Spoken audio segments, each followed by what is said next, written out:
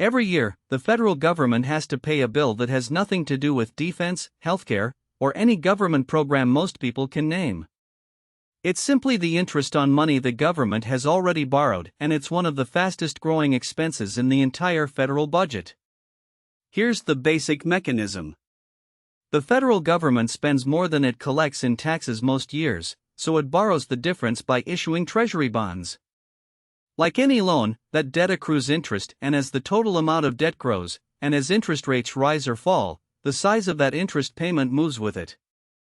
What's notable is how this particular expense behaves differently from most of the federal budget. Congress can debate and adjust how much gets spent on most programs. But interest on already issued debt isn't optional, it has to be paid to avoid default, regardless of what else is happening in the economy or the budget process. Two forces have pushed this expense higher in recent years. First, the total amount of federal debt has continued to grow.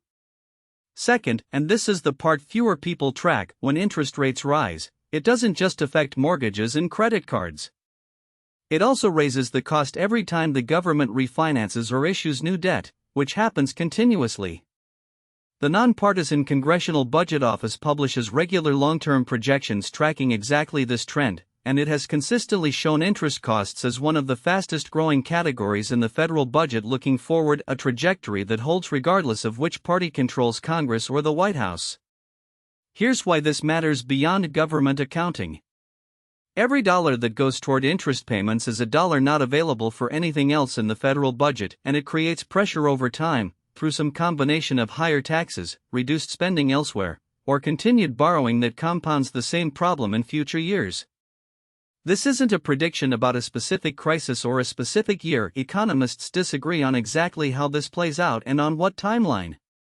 But the underlying mechanism is not in dispute. As long as the debt keeps growing and rates stay elevated, the interest bill keeps climbing, largely on autopilot.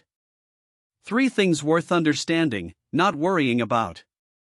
This trend shows up directly in official CBO budget projections. It's public information, not speculation. It's one of the structural reasons interest rates and inflation policy get so much political and economic attention. And on a personal level, it's part of why many financial advisors recommend not overexposing a portfolio to a single country's government bonds. Diversification exists for exactly this kind of long-term structural risk. Most federal spending gets debated every year.